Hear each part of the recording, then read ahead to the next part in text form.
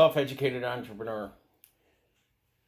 Sorry I haven't gotten back with a video up this last week. I've been extremely busy. Have been looking into, and I'm stepping out today to go look at commercial power washers. So on the entrepreneur side, on expanding the business I had claimed I was going to do, I looked into not only just getting a commercial power washer, but a whole setup. And what I'm looking at as a setup is building my own as far as on a trailer. I'm looking at a 5x8 trailer with what I'm going to do is start with a 325 gallon tank. And then I'm going to get this power washer. I'll put that on the front, and saddle the tank towards the back or just above the axle. And that way I can still remove the power washer and use it mobily. But this way it allows me not only to look into power washing in a fleet sense, say someone with a car dealership, tractor trailer, RV lot, something in a sense where I can go in and do on a fleet scale or do driveways, sidewalks, houses. I'm trying to be very versatile with this, so I'm looking at the business plan sense, and also detailing, mobile detailing, where if I saw a few people that wanted mobile detailing, if they could come out to their work where they had a huge parking lot and just do the car there while they were at work, because they just couldn't tie their car up any other time. So I just am looking at it in all facets of detailing and on its standalone, doing its own service. So we're going to step out and do that today. The other thing was, I'll look into the business account and LLC and that too. Oh, my insurance, checking with my insurance guy on, because that's the thing, you got to look at everything before you just go out and make all these purchases and just be spontaneous, putting a buggy before the horse. I want to talk to my insurance agent too about liability with it and what that's going to entail for being on someone's grounds, property with a power washer. Possible, you always want to look at the worst case scenario ones if there's damage or something like that. A power washer does something. For instance, doing a awning the other day.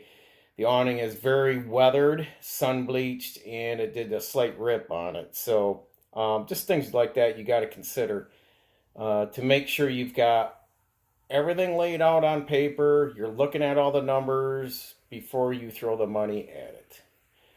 So therefore, we're moving on that today. The other thing is I want to follow up with that Goshen battery plant in Big Rapids, Michigan. That's just about an hour, 15 minutes north of me. Reading the article a few times, different sources.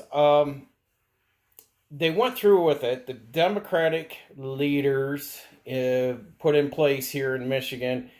They pushed it through. So, and I'm not going to get political, and I told you guys I'm not going to be political on this channel, but I can tell you that the Democratic Party is well bought into China, lock, stock, and barrel.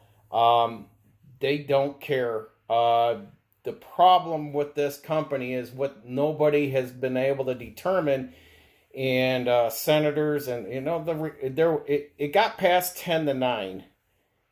At the state level in Lansing. All the Republicans and 3 Democrats voted it down, but it got pushed through. The problem with that plant, and still, and a lot of residents are like, well, we need the jobs. Look, it's great. You're going to bring the jobs in. That's a quick fix, and that's a great thing to do right now. You're looking at the here and now, but what is this? What's the repercussions of this 5, 10, 20 years from now? If the shareholders of a parent companies like the high-tech company, Goshen's high-tech company, which is a parent company of this Goshen battery EV, what is the repercussions if the CCP are the shareholders of that company and have stock into, bleeding over into this? Because all the profits made on this is going back to motherland. That's part of the CCP's rules and bylaws, is the profits made here and the profits that an American company makes over in China goes through the CCP first. So money that's profited here is going to go over there and invested into motherland, just like Mother China, just like Mother Russia. So this is where I get confused, is why are our leaders just, they're selling us out? It's obvious, but it's like, God, these people are just so programmed, and it's just sickening that they're not standing up and saying, and a few people just want to know, do we have options for an American company to come in and profit and keep the money here? And no one seemed to give answers for that. No one had any recourse to say the CCP has ties to this company. So, and that's buying up 700 acres up there of already Michigan land, on top of already the 52 established Chinese companies that are here in Michigan already that are operating. So if you think, buy American, do American and all that, stand up for your rights, email, write, call your legislators, representatives, congressmen, senators, like I said, voice and let them know you are in disagreement. So now at a local level, the communities are gathering together across the state, and they're pushing back on this. They're going to continue to push back with these Chinese companies coming in. And the problem is once they have an overwhelming effect, people are afraid in the future they're going to say, we have a stronger pull here, and use our laws against us and use their Communist Party, I want to say, influence laws to start pushing their agenda into these communities, and it's just going to be a contagion to spread out. They basically, it's like you can just see from a leader political level through a corporate level, they want to take away our constitutional sovereign rights, liberties, and all that. It's there. So that's all I'm going to speak on that, because you can see that above all things, that they just want to just suppress us down, take this, like it, and move on. Shut up and just be compliant and fall in step with everything. And I'm not one to really stand strong on being very well governed. I question everything, and I think that's what we need to do as an individual level, because human beings are creatures of habit. They don't like change. That's a human being sense on a psychological level, and human beings do not like being governed. I can tell you right now, if you think that you just like having everyone telling you what to do day in and day out, and just being compliant and saying, yes, ma'am, yes, sir, no, sir, and just going in that lockstep, you're just being brainwashed and all. But for the most part, human beings don't like to be governed. Therefore, I'm losing track here.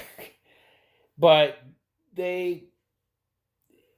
we really need to be more onto questioning everything that's going on around us. Question everything. And when I say that, it's just like this. I don't care.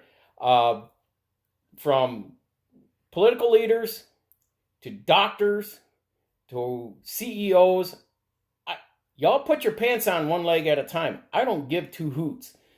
And that is question. I'm going to question you. I don't care if you're a billionaire. You got there, probably you've cheated your way a little bit getting there. I'm going to tell you that right now. And if all that money was taken away from these wealthy people, they would never know how to actually survive on this planet.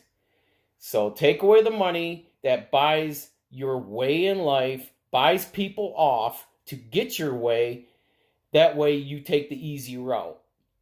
So I don't, I'm not going to buy into that. I'm going to question everything, always and forever. And I would never take. The one thing I won't do is take handouts from the government, and my spouse knows that. I have worked hard to have what I have, to be where I'm at, and to not take handouts. And I'm proud of that because I have attained knowledge to where I'm at with working hard and moving forward. So until next time, folks, I'll put a link down there on the article I did get most of the information from on the Goshen plant. Stay safe, continuing educating yourself, self-educated entrepreneur.